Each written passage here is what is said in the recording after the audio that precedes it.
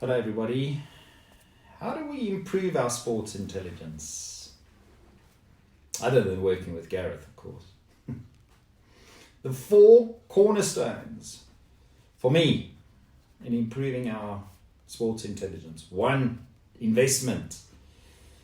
You need to make a massive investment in time, effort, discipline, in your internal skills, your internal, mental, psychological, and emotional worlds, as well as your external skills, those which you show and which you demonstrate while executing your athletics.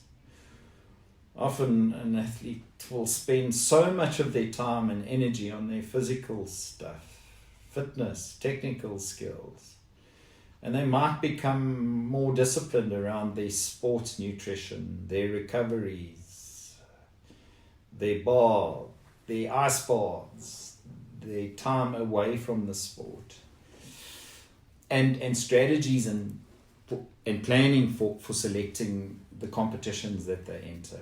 But the mental and emotional training is often left out together, or if they are addressed, it's in an ad hoc way and almost as a last minute quick fix, or because the coach or somebody else has enforced 2 or 3 sessions with a sports psychologist. What happens in the top 2 inches is as significant as anywhere else. I'm so often called on midway through a season to work with an individual or a team because they are simply going south and not performing.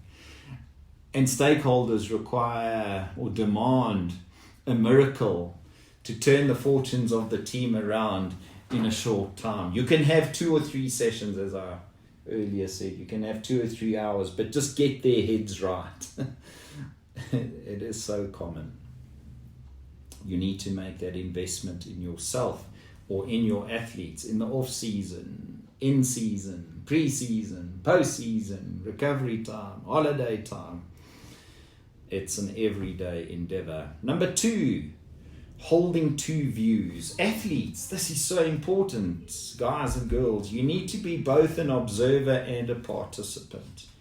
Athletes who, in my view, have high levels of sports intelligence can think on 2 levels. First, they can subjectively get involved and participate in their sport and think about what's happening in the moment. And secondly, they're able to move to a more objective perspective. So in other words, they can check themselves out impartially, objectively, critically, evaluating themselves, checking themselves out. How did they do? What are they noticing in themselves, both on the field and off the field? What are the trends and patterns which are unraveling in their lives, in their sporting lives, in their personal lives?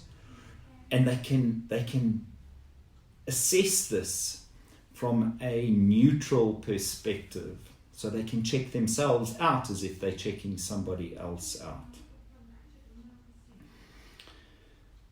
Number 3, guys, this is so important. A continual commitment to learning. An athlete shouldn't be afraid to make mistakes, as long as they aren't repeated over and over and over. And disappointing performances are part of the landscape for all athletes. It's important and significant.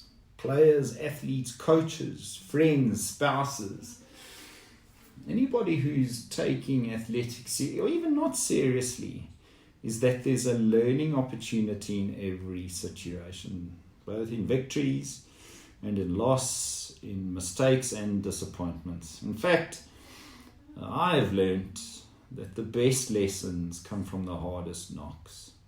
That's where the learning happens. When we're successful and we do well, what's good about that is it reinforces that what we have prepared for, trained for, works. And we know we need to probably continue doing that because it's helping. But where we really learn is when we bugger it up, where it doesn't go as we planned. Because that is what catapults and takes us to another level. If there's an attitude of zero tolerance for mistakes or sometimes poor performance or failures, then there'll be no opportunity to learn and grow. Those self-environments just lead to even more anxiety, even more criticism or self-criticism and fear, which is so much harder to recover from. And that prompts slumps in performances, just a downward negative spiral and just bad karma. Humility plays a role in learning. Athletes who become arrogant when they start doing well and think they know everything, they're going to miss so many opportunities for becoming not only more knowledgeable but wiser too. They're less likely to keep their performances consistent. The final point is mastery. Many of you have heard of mastery. Mastery means focusing on the process, mastering the skills and the execution thereof rather than winning. It's what I said early on. I don't talk about winning anymore. I talk about mastering what you're doing and using my components and perhaps others for you to master those and get on top of them. Everybody wants to win. Jeez, it's great winning. Not many want to lose. We live in a world that celebrates and reveres winning, and winning is good. But focusing solely on winning creates so many problems when athletes are looking for sustained, consistent performance and continually improving. An athlete whose main focus is on winning and attaining a certain result taps into a completely different set of emotions. Remember, I spoke about the missing link. I spoke about the missing link earlier. When we're only focusing on winning, we're tapping into emotions, a different set of emotions to an athlete who is passionate about and gets great satisfaction. I was working with a youngster yesterday, and he wants to do well. But he wants to do well in other spheres of his life, but he's got his significant role players wanting him to become this famous athlete. He has other aspirations. He doesn't have the passion. He has passion for other domains in his life.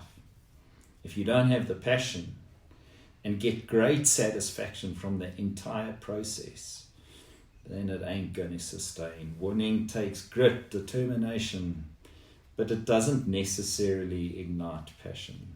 Often athletes win and achieve, and I say, so how are you doing? How are you feeling? And it's fine, it's okay. But there are other priorities.